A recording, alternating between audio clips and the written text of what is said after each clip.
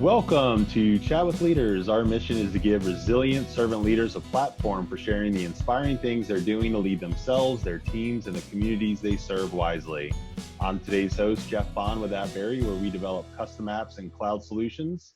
Today, I'm incredibly proud to welcome my dear friend, Erik Nilsen, Executive Director of the Baseball Assistance Team, aka BAT, at Major League Baseball. Welcome, Erik. Thank you, Jeff. It's a pleasure to be on.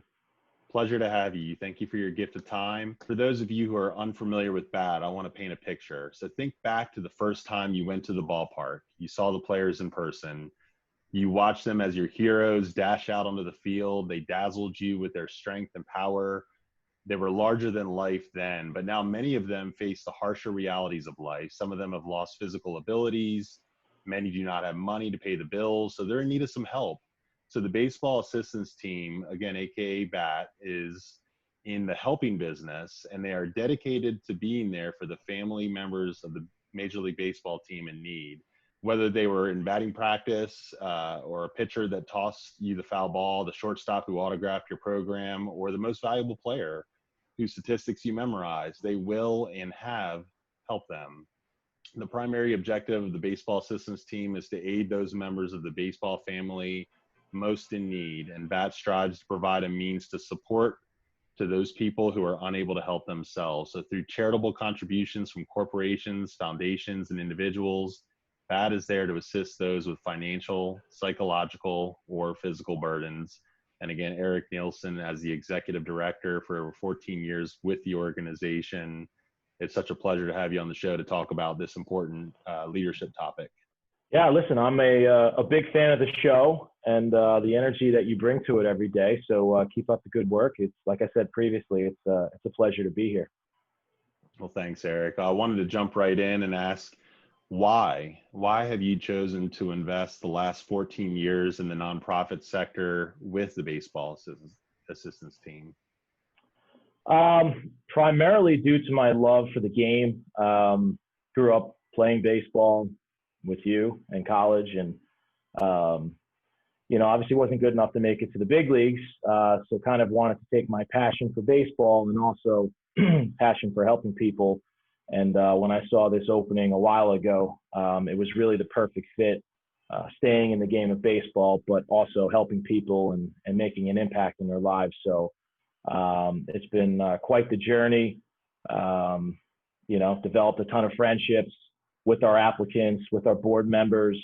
I've just been surrounded by a great group of people with our staff, our consultants, and like I said previously, our board. So it's been very rewarding.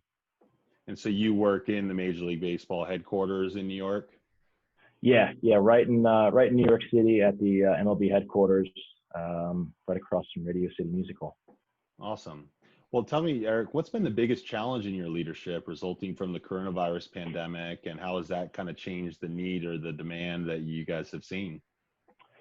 The biggest challenge is from us being kind of stationed in the office to more of the work at home setting. So finding ways to motivate our staff in a new setting, and most of all, kind of ensuring that they take care of their own mental health.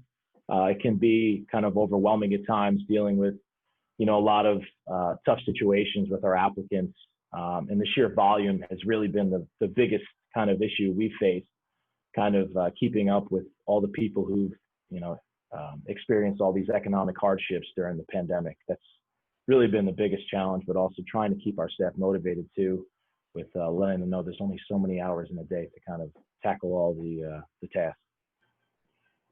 Yeah, and so it's great that you mentioned mental health. We talk about mental health quite a bit on this show, and the need to actually lead ourselves wisely as leaders of our organizations, so that we can lead those that look to us for support and for guidance. And it's kind of the putting the oxygen mask on before you help anybody else on a plane that's going down in 2020. It's such a great analogy because it's been just such a train wreck so far, and hopefully we can continue to move in the right healthy direction.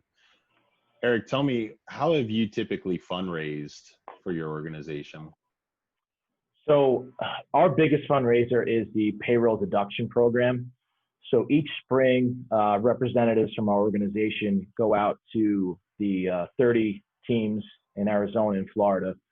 And we have about a 10 to 15 minute presentation in front of the big league players, coaches, front office staff to really kind of describe our mission and what we're all about. But the biggest part of our presentations is actually having a grant applicant present with us to share their actual story on how the organization has impacted their lives. And after we have that presentation, we pass out enrollment forms where the players can sign up to have deductions come directly out of their paychecks throughout the year, whether it's a one-time deduction or a per paycheck deduction. And that's really our biggest fundraiser. We also conduct front office presentations where we go out to the 30 big league teams, meet with their front office, and then pass out enrollment forms where the employees at all 30 teams can kind of make similar deductions out of their paychecks, lump sum per pay period.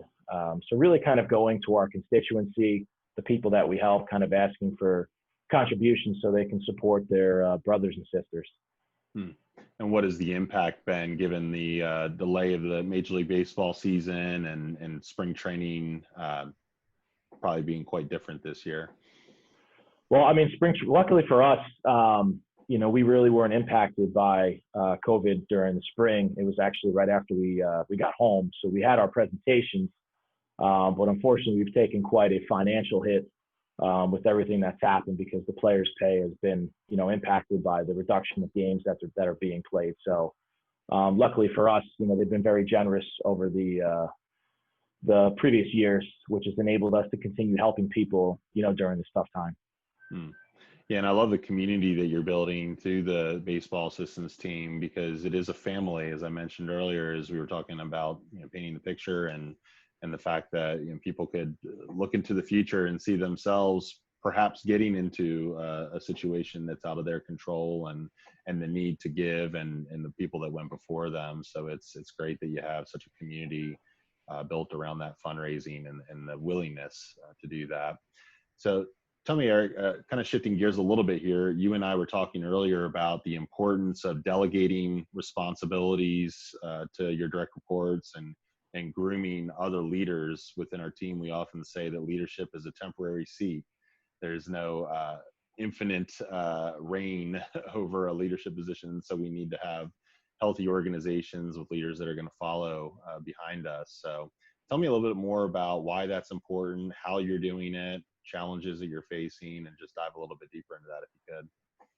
Yeah, I mean, the bottom line is we're all replaceable. And the biggest thing for me, especially at BAT, is to kind of groom people in the management and leadership roles, because as more people have experience doing that, the organization will continue to be effective and grow. By having leaders in the organization, when people take time off, we won't miss a beat when, either they're on vacation or on leave.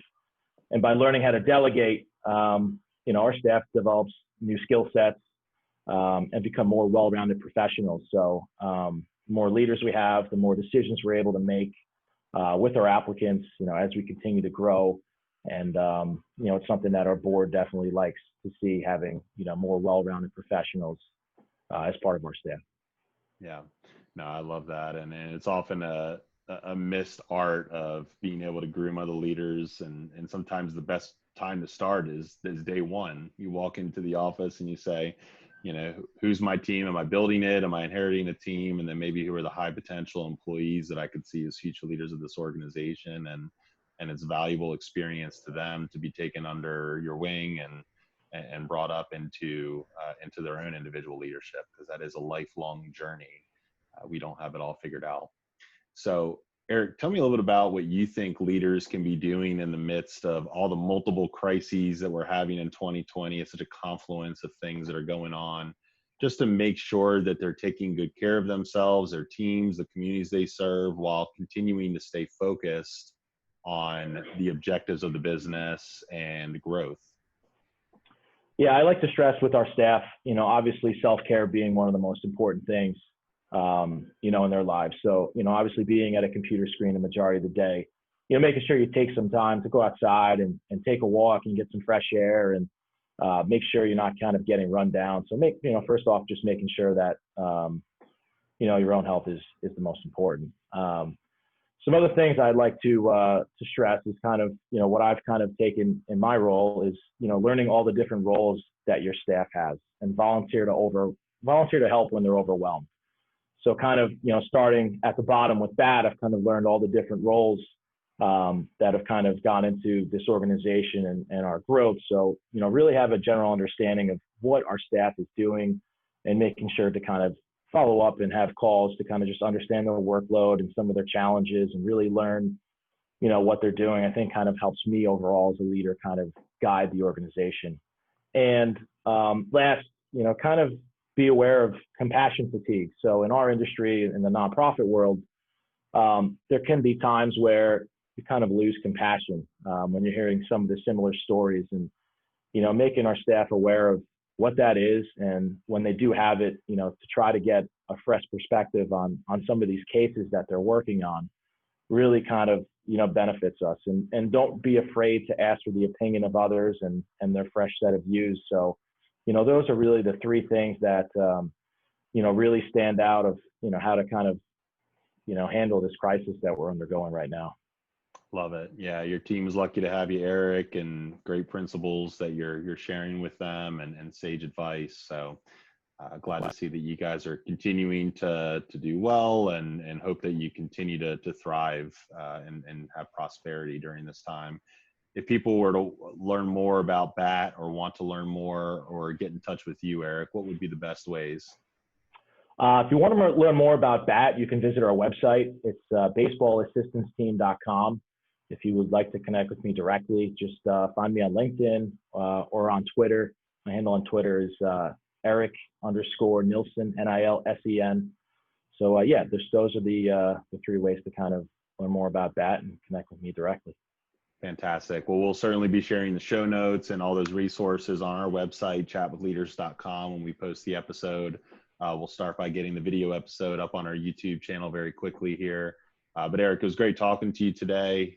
You're a good friend. Like you said, we played baseball together in college, and I'm grateful for, I guess it's been about 20 years now that you and I have been friends, which is amazing to think, about half my lifetime. So great leadership you're showing there at BAT. God bless you and your family, and thanks again for being on the show. You too. Stay chipper, my friend. Thanks so much, man.